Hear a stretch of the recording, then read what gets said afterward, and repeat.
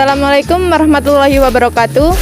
Saya Olivia Putri Arifianti, nomor absen 25 dari kelompok 3, sedang bersama Bapak Eko Wahyudi dari Desa Wonotirto, Desa Wonomerto, Kecamatan Wonosalam, Jombang. Di sini kami mau menanyakan beberapa pertanyaan tentang tempat ini, Pak. Iya. Kenapa, Mbak? Bagaimana asal mula berdirinya bangunan ini? Kalau ini menurut sejarah dari orang tua ya, kita kan orang muda-muda kan hanya meneruskan sejarah kan.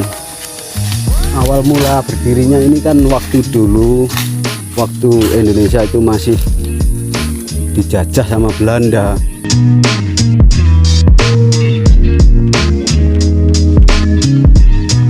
Pendiri bangunan kopi ini siapa, Pak? Waktu itu sekitar tahun 38 itu, menurut sejarahnya orang tua sini yang berkuasa waktu itu dari penjajahan Belanda kan gubernurnya bernama Gubernur Jenderal Van der Bosch yang dia akhirnya memberi kebijaksanaan tanam paksa untuk masyarakat pribumi menanam kopi, entah merica apa di sini, cuma nggak digaji, cuma dikasih makan gitu. Ya. Yang berkuasa Gubernur Jenderal Van der Bosch itu,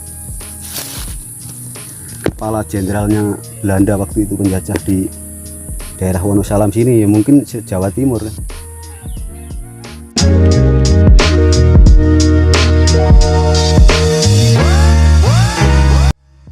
Di sini kami ingin menanyakan beberapa hal tentang bangunan ini. Tempat niki dulunya untuk apa, Pak? Kalau menurut sejarah dari orang tua-tua leluhur di desa ini, dulu katanya ini sih buat tempat untuk penampungan kopi pada waktu zaman penjajahan Belanda sekitar tahun 1930. Ini mulai di sini kan mulai ada kebijakan tanam paksa, yaitu meliputi tanaman kayak kopi, merica. Itu dulu kopi sama merica itu dibawa dari Belanda sana, dibawa oleh penjajahan, bukan asli tanaman dari pribumi sini kan. Nah, waktu sekitar tahun 30 itu di sini mulai ditanami kopi, terus masyarakat yang di sini ini disuruh kerja kayak kerja paksa gitu, cuma dikasih upah kayak makanan gitu untuk menanam kopi di sini. Terus bangunan yang ini didirikan sekitar tahun 1938 mulai dibangun, karena kopi sudah mulai berbuah di sini. Ini kalau Belanda memanen kopi di sekitar sini, sekitar Wonosalam sini, ini yang pertama untuk menampung kopi di sini. Nanti kan kopinya dimasukkan dari atas, nah nanti keluarnya di sini diambil, dimasukkan ke sak, terus dibawa truk entah kemana nggak tahu, dibawa ke pusat, ke Surabaya apa ke mana kan nggak tahu kan. Ya gitu. Bangunan ini sudah tidak berfungsi sejak tahun berapa? Ini tidak berfungsi ya sejak, pokoknya awal mula Indonesia itu sudah merdeka itu sekitar tahun 45.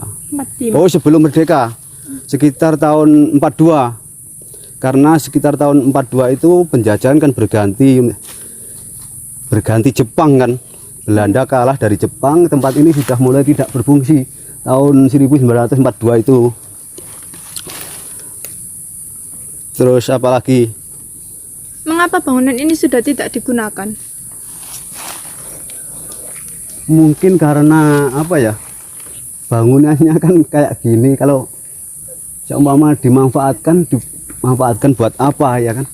Mungkin nanti kalau ada generasi yang mungkin perhatian tentang sejarah, mungkin nanti ada yang memanfaatkan lagi, mungkin buat kalau nanti rencananya saya dan teman-teman dari wisata Sumber Biru kan kepingin nanti kan bikin edukasi kopi di Sumber Biru, nanti ini untuk tempat sejarah.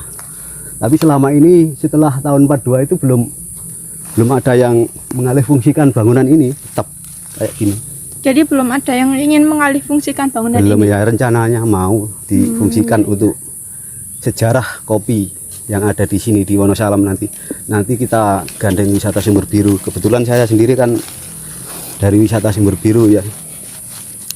Ya berharap aja cita-citanya nanti bisa terlaksana. Ini jadi sejarah yang tinggal satu-satunya di sini kan. Sejarah untuk kopi atau tanaman yang ada di sini dari Belanda. Yang lain kan sudah rusak semua karena generasi yang terdahulu kan nggak ada yang perhatian sama sejarah kan. Ya gitu. Ya, baik sudah Pak. Seperti itu saja pertanyaan dari kami. Terima kasih waktunya dari Bapak Eko. Oh ya.